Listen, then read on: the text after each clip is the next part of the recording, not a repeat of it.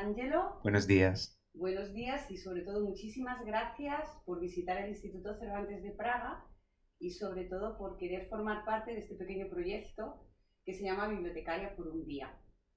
Como mucha gente te conocerá, sobre todo en el ambiente español, ya te empiezas a dar un nombre aquí en el ambiente checo, me gustaría contextualizarte un poquito, si te parece. Perfecto. Te llamas Ángelo Nestorek, tú mismo te calificas como una artista no binaria, en donde la poesía, que yo quiero que sea un poco nuestro hilo conductor de nuestra pequeña charla de hoy, piensas que la poesía se hibrida con otras disciplinas, que luego veremos más adelante, con pequeñas performances que has hecho, y una de las primeras que llevaste a cabo fue Poeta Cibor Pecador. Pero dentro de tu labor poética, que realmente yo creo que es tu esencia, ya has recibido varios premios. Recibiste el 32º premio de Poesía Hyperion por Actos Impuros. También has recibido el premio Ocaña, tu trayectoria poética, en el 21º Festival Internacional de Cine LGTBI de Extremadura, y por Hágase mi voluntad, en el 20º Premio de Poesía Emilio Prados. Actualmente estás codirigiendo el Festival Internacional de Poesía de Málaga, Irreconciliables, y también eres director editorial de la editorial de poesía Letra Versal. Correcto, soy yo. ¿Tú, no? Soy yo. No es, te imaginas, no, es que eso era otro. Tú, con tu edad además. Pero es que además impartes clases universitarias en la Universidad de Málaga, en el Departamento de Traducción e Interpretación. Pero vamos a hablar de poesía. Vamos a hablar de poesía, por favor. Por favor, ¿no? Entonces me gustaría que hablaras en concreto de dos poetas, creo que de una misma generación, pero muy diferentes. Sí. Por un lado es Luisa Castro. Wow. Vamos, sonrío. Sí, dices el nombre y ya sonrío. Luisa Castro, que como tú también, además, ella es una poeta gallega, pero que también como tú recibió el premio Hyperion de poesía. Ya. Curioso, ¿no? Sí, además sí. El primero, con los versos del eunuco. Pero sí es verdad que Luisa ya se ha adentrado también un poco en la narrativa con otras obras, ¿no? Como El Sommier, que fue finalista en el 8º Premio Herralde. Pero también quiero que hables de Erika Martínez, súper diferente a ella. Sí. Muy fresco, sobre todo en el ambiente ahora andaluz, ¿no? Con obras como Color Carne, Lenguará o Chocar con algo. Sí. Realmente has dado en el clavo en dos que son dos grandes referentes para mí. Yo no podría pensar en la escritura poética sin ninguna de las dos. Especialmente Luisa Castro, para mí ha sido un comienzo. Yo, claro, piensa que el español no es mi idioma, mi lengua materna. Y realmente, con toda honestidad, me adentré en la literatura española contemporánea hace 10 años, no mucho más. Y Luisa Castro fue una de estas primeras autoras con la cual comulgas, coges un libro y el libro de repente te está hablando, te está nombrando. Y de verdad, me emociona hablar de ella porque sin su obra, sin los versos del eunuco, por ejemplo, que me han parecido unos versos tan duros, unos versos tan modernos en los años 80. A veces la juventud tiene ese don y ese atrevimiento a creer que estamos haciendo algo nuevo, cuando de repente, si vas, digamos, excavando un poquito debajo de la tierra, te das cuenta de que no, de que muchas cosas ya se han hecho. Y para mí la poesía de Luisa Castro ha sido como una bonita bofetada, porque es muy duro su lenguaje. Es como muy... te está dibujando una realidad y te la está entregando como con el corazón abierto. Y yo esto es lo que he deseado siempre desde de la poesía, y la primera vez que alguien me lo entregó fue Luisa Castro, con todo su imaginario, desde ¿no? la figura del eunuco, también el mundo animal, el mundo, ¿no? El mundo también de la... pienso, por ejemplo, en la parte más industrial de Galicia, Es un mundo, es un universo como muy, muy duro, pero entregado con una frescura y con una delicadeza que creo que solo ella, ¿no? puede entregarte. Y también lo que me resultaba muy interesante era el hecho de que escribiera en otra lengua, ¿no? Y es algo que siempre, siempre, siempre remarco, la importancia de las lenguas cooficiales dentro del marco, ¿no? De español. Entonces me abrió a este mundo. Y luego conocí también a Erika Martínez, la poesía de Erika Martínez, que en cierto modo tiene esta visión política, ¿no? de la poesía y te entrega, ¿no? Con esta limpieza de sus versos, te entrega una realidad a veces brutal, muy dura, con esta lectura también feminista, tan presente, también... pienso en Chocar con algo, sobre todo en su último libro, esa capacidad de poder hablar de cuestiones históricas, de mujeres que han formado parte, ¿no? de la literatura española y que han sido muchas veces, ¿no? Obviadas, y te lo vuelve a entregar con una frescura contemporánea que solo ella, ¿no? es capaz de hacer. Entonces, la poesía de Erika Martínez también ha hibridado mi forma de escribir. Entonces son dos voces que están muy presentes. A mí me gusta mucho. De hecho, cuando me invitaste y me dijiste, vamos a hablar, ¿no? también de todo este universo que forma parte de tu poesía, es que es fundamental. Es mucho más interesante que hablar del tuyo. Porque realmente... También hablaremos, pero entiendo la poesía como algo colectivo, ¿no? Y entiendo también que, bueno, ha sido también un error mío, pero a veces la poesía llega a nuestras vidas en una edad muy temprana y ha llegado durante mucho tiempo, por lo menos en mi formación, como algo impuesto, como algo que tienes que memorizar, como un castigo, así como la lectura, ¿no? Yo recuerdo como cuando, pues si te portas mal vas a tener que leer. Y la poesía era memorizar, tienes que memorizar para aprobar un examen. Entonces me di cuenta, gracias a ellas, que la poesía no era esto. Entonces me han entregado ese gran don, ¿no? De decir, oye, la poesía es mucho más.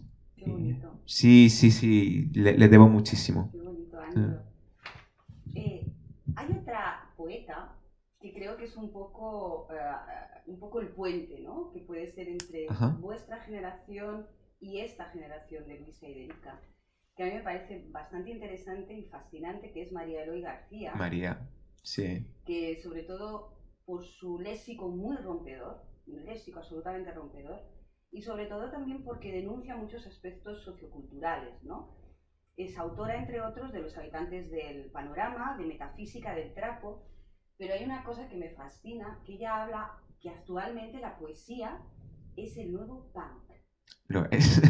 María es un ser especial, es un... fíjate, empecé realmente a escribir, como te dije, ¿no? Que Erika y Luisa me abrieron a la poesía, pero realmente la persona que impulsó mi escritura, ya no la lectura, sino la escritura, ha sido María Eloy García, a raíz de la traducción, porque yo llegué a España por una beca que me dieron en Italia que se llama Ritorno al Futuro, Vuelta al Futuro. Que fíjate, lo curioso es, bueno, rápidamente te cuento, esa beca la dio mi región, que Apulia, el Tacón de la Bota. Bueno, tú lo conoces, sí, es maravilloso, sí, es un sitio muy bonito. Y ganó las elecciones un poeta. O sea, es que el presidente de la región era un poeta. Entonces, desde aquel momento, ¿no? Fue como, wow, un poeta gobernando una región. Y lo hizo bastante bien. No, lo hizo muy bien, lo hizo muy bien. De hecho, esta beca que me parecía muy curiosa era te daban dinero para poder estudiar en el extranjero, como muchas becas, pero con un compromiso ético. Que eso también me parece muy interesante. Es decir, con el compromiso de que cuando tú vuelvas a tu país o cuando acabes esta formación, haya algo que impacte en el territorio, en el tejido cultural de la región. Entonces, ya que hice un máster de traducción, pues dije, pues entonces lo que voy a hacer al final es traducir al italiano, intentar publicar un libro de poesía española. Y fue el libro de María Eloy García. con una editorial de mi región, también de mi ciudad en concreto. Y además lo bonito es que era un compromiso ético, no tenías que entregar nada, era simplemente algo que tú éticamente te tenías que hacer. Entonces me parece también muy interesante cómo a través de políticas, ¿no? Y poéticas, de poetas, como también se está desarrollando ese compromiso político de la ciudadanía a través de acciones como, por ejemplo, una beca. Entonces, cuando traduje el libro de María Eloy García al italiano, la poesía me parece como tan rompedora, como tú bien estabas diciendo, como es tan fuerte y tiene una voz propia, como tan desarrollada que me di cuenta de que se me había quedado dentro, ¿no? Porque realmente cuando estás traduciendo para mí hay algo muy parecido entre la traducción y el trabajo teatral. Yo vengo también del teatro y es muy parecido porque realmente tú eres la autora en ese momento, ¿no? Yo he sido María Eloy García en italiano. Entonces de repente cuando acabé el libro dije, pues o sea, María Eloy García que está dentro de mí quiere seguir escribiendo. Y entonces empecé a escribir lo mío, pero con la voz de María Eloy, no con la mía, porque aún no había entendido que yo tenía una voz poética. Entonces mis primeros poemas eran copias baratas y malísimas de lo que hacía María, y desde allí he podido hibridar, ¿no? Los contenidos que quería hacer con con mi voz. Y por eso a María le debo mucho. Y María es...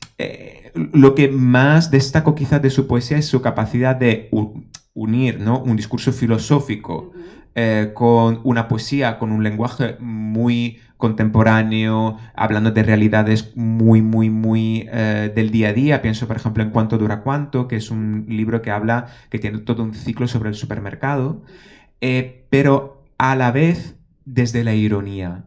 O sea, esa mirada irónica, autoirónica, con un humor negro también muy presente en Lo habitante del panorama, por ejemplo, hablando, por ejemplo, de la fealdad, desde un tono también irónico, autoirónico, me parece brillante. Además, ella tiene otra cita que tengo que decir, porque dice, claro, se ríe también mucho de la misma poesía, ¿no? Y entonces, ya que todo el mundo, para quedar bien, tiene que citar, ella tiene un verso que dice, citar a Pessoa es como ponerse un Wonderbra. Y es verdad, si cita a Pessoa siempre quedas bien, pero te hace reflexionar sobre los mecanismos, ¿no? Poético y brillante su trabajo. Sí, y además esa frase que me pareció muy interesante es cierto, ¿no? Porque ahí es donde entráis vosotros ahora, ¿no? Esta nueva generación que os estáis moviendo mucho también a través de las redes sociales, esa idea punk, ¿no? Tan Sí.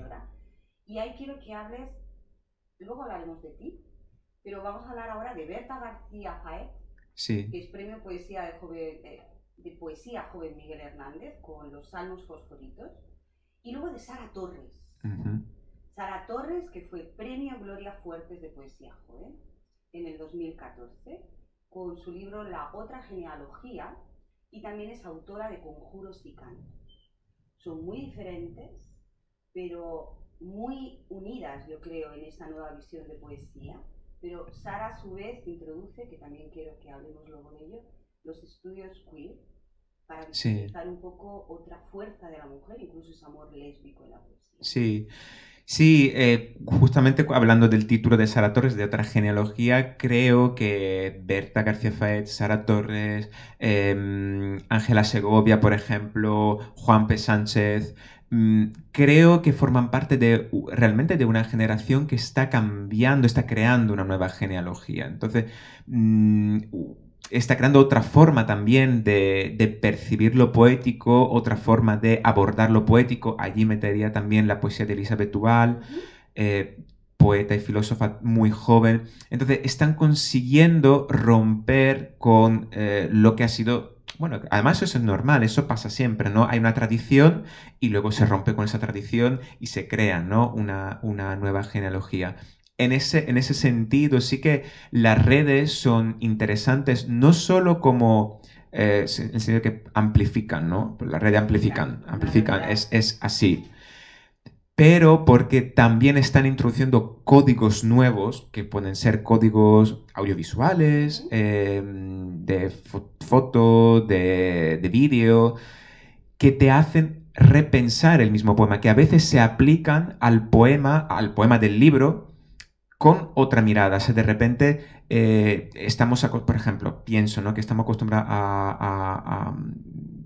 a ser seres multitareas, a tener varias pantallas a la vez, a tener muchos inputs. Pues eso, por ejemplo, en la poesía de las poetas como de Berta, como de Elizabeth, de Sara, de Juanpe, que eso que se ve, está presente, como de repente, por ejemplo, en un poema tienes dos poemas en uno, o sea, la parte izquierda y la parte derecha, y luego se van hibridando, se convierten en uno, luego otra vez en dos, y luego se convierten en poemas visuales, recogiendo también toda la tradición de poesía visual tan rica que tenemos en España, introduciendo nuevas cuestiones y nuevos temas, como en el caso, por ejemplo, de Sara Torres, que veo claramente que es la poeta queer de referencia hoy día en España. Creo que está haciendo un trabajo brutal desde también una perspectiva también como no binaria, una perspectiva que va más allá, ¿no?,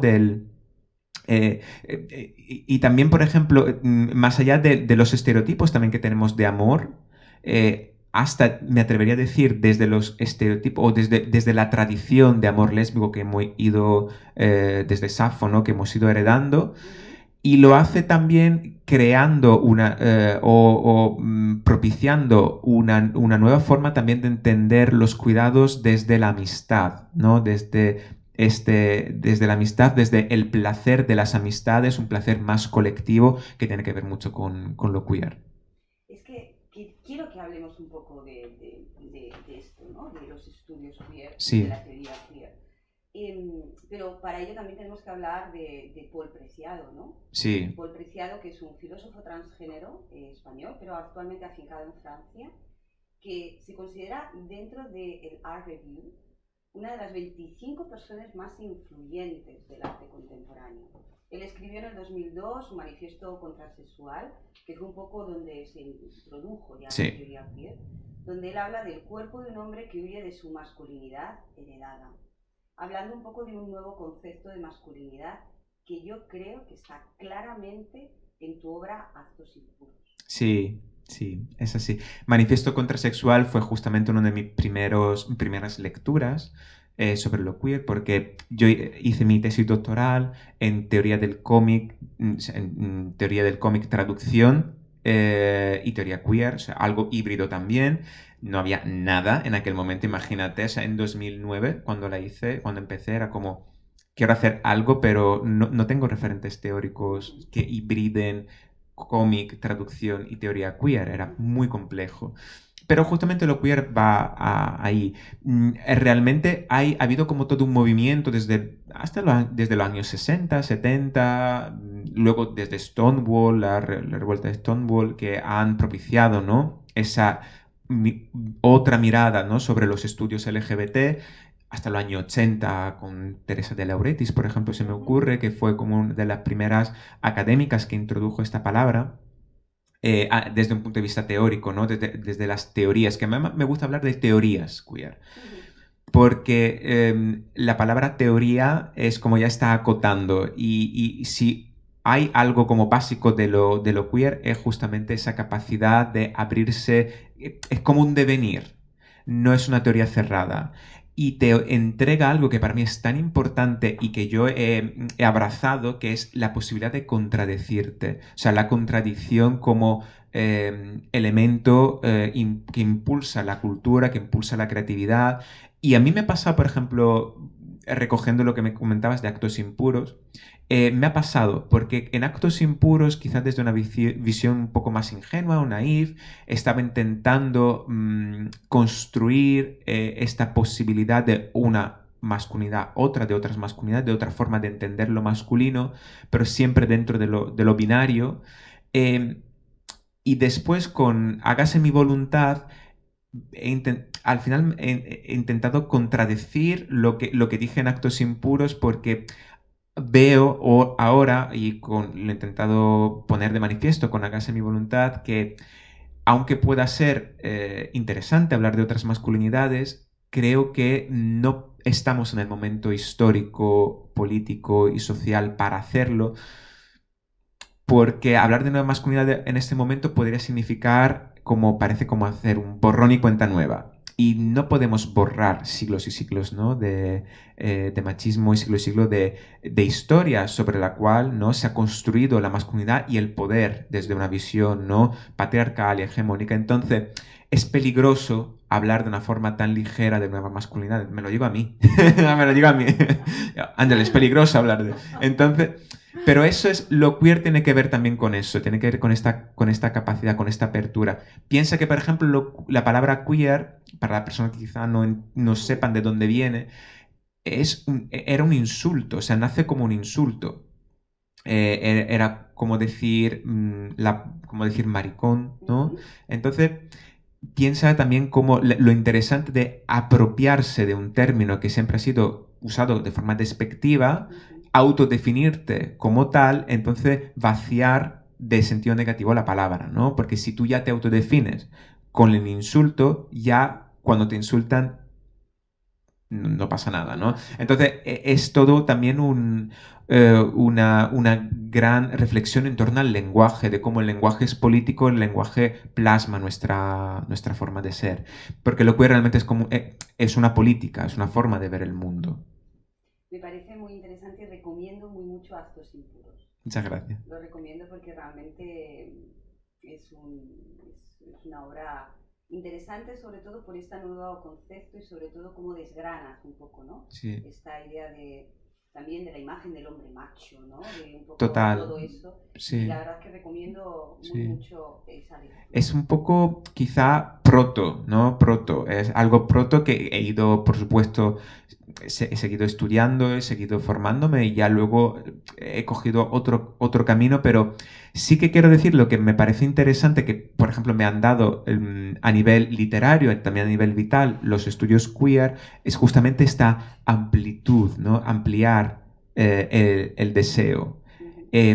Y sobre todo, es el poeta, ¿no?, y filósofo Néstor Perlonger decía algo que me parece crucial y creo que en una frase, puesto que no tenemos mucho tiempo, en una frase creo que puede resumir un poco cuál puede ser el objetivo de lo queer, es que el objetivo no es querer tolerancia y respeto simplemente, es que se nos desee. No es lo mismo tolerar que desear. Es precioso, es precioso. Sí. Y en Actos Impuros, de hecho, lo que he escrito y lo que he investigado es sobre este deseo de la maternidad desde un cuerpo que no puede dar a luz. Entonces, esta visión queer de los cuerpos me ha entregado la posibilidad no solo de ser una persona deseada y deseable desde otros lugares, sino también yo de desear algo que probablemente desde otra visión no podría tener. Y ha sido hermoso, ¿no? Pensar en mi cuerpo como un cuerpo que puede desear la maternidad, aunque no pueda físicamente hacerlo. Pero te entrega algo que es tan valioso y por eso nació Actos Impuros. Pues menos mal que nació Actos Impuros. Hemos hablado al principio de que tú consideras la poesía de una manera híbrida. No solamente la poesía en sí, sino donde también entra la música, otro tipo de disciplinas. Sí. Hiciste una primera referencia con poeta Cibor Pecado, pero ahora en el Festival de Málaga formas parte del elenco de Desátate. Sí. En el que a través del melodrama, del humor, de la cultura pop, del camp... del camp, sí, el camp, el lo kitsch. Así como muy novedoso, ¿no? Os inspiráis en las grandes musas de Pedro Almodóvar. Sí. Pero no estás solo. No, para nada, al revés. Al revés. Un grupo de drag queen maravillosas y sobre todo en la que destaca una que se llama Chorizo May, que además es una de las drag más reconocidas a nivel internacional y que chupa un poco de esa visión también de Sasha Velour. Sí. Pero a mí lo que me interesa sobre todo es que tú me cuentes cómo engancha la poesía dentro de toda esta performance. ¿Qué papel juegas tú como poeta? Pues rápidamente intento contarte. Ya sabe que nos gusta hablar. No, realmente, claro, de una forma natural, o sea, pensar desde lo queer. Hay algo que me asusta, que es que lo queer se entienda como una teoría, como una imposición otra vez, ¿no? Como te decía, es un devenir, es una forma distinta de estar, ¿no? Una política realmente, ¿no?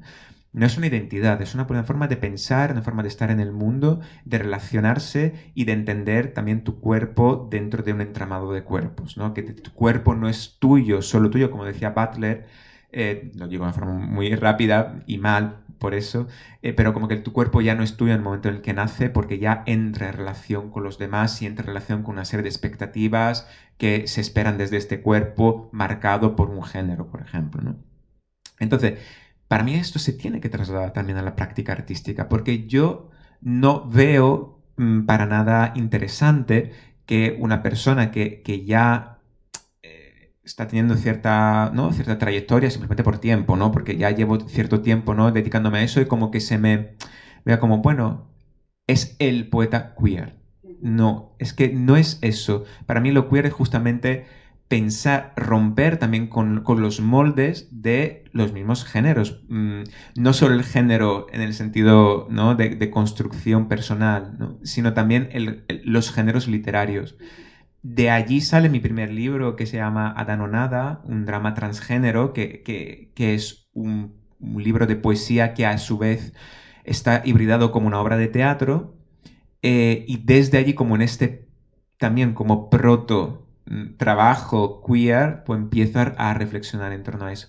Entonces, yo siempre ser pensar desde lo queer, porque no sé, uno no es queer, uno está, como es distinto, uno deviene, está en un devenir queer todo el rato. Por eso me cuesta decir, no soy queer, no, es un devenir queer. Pero desde esta perspectiva me parece súper interesante, o sea, en todo rato te sientes un poco una intrusa. Y yo me siento una intrusa porque no vengo desde la poesía, porque vengo del teatro realmente, mi formación ha sido teatral desde los 14 años, vengo de otro idioma, porque el español tampoco es mi idioma y he desarrollado mi carrera artística en español. Entonces, en todo momento siento como que estoy en un sitio en el cual no debería estar. Y esto me ha entregado esta posibilidad de pensar la poesía desde otros lugares, de abrirla. Y para mí lo queer no tiene sentido desde lo individual, sino tiene sentido desde lo colectivo, ¿no? Tiene que estar siempre abierto, ¿no? En canal a distintas voces, porque se construye de una forma colectiva. Entonces, ¿cómo no abrirlo a otros géneros? ¿No? ¿Cómo no abrirlo a, por ejemplo, a la música? Que realmente no es solo un proyecto musical, sino un proyecto transdisciplinario e interdisciplinario, en el cual, claro, mi poesía de repente ya no es mía. Se la entrego a otras personas y junto a estas personas, pienso en la persona que, por ejemplo, tiene que producir la música, está reinterpretando y rearticulando tanto mi discurso como mis poemas, porque todo lo que hago es siempre a partir de mis poemas. O sea, digamos que la poesía, como decíamos antes, siempre es el centro de todo lo que hago. Pienso también en la persona que hace el vídeo, pienso en las bailarinas que forman parte del videoclip, pienso en la dirección artística, pienso en todo gira en torno al poema. Entonces, hacemos que yo bucee en territorios que no son la poesía y que otras personas que trabajan en otros tipos de disciplinas, pues tengan el poema y la poesía como punto de partida. Entonces, eso sí que a mí me parece interesante, como romper el corsé de los géneros y poder crear algo como, por ejemplo, Poeta por Pecador, que ya no es una... que es una canción, es un videoclip, pero a su vez es una performance, un show. Y allí entra Desátate, ¿no? Lo drag a mí me parece que comparte muchísimo del lenguaje poético y queer, justamente porque, bueno, uno, lo drag se hace desde lo colectivo.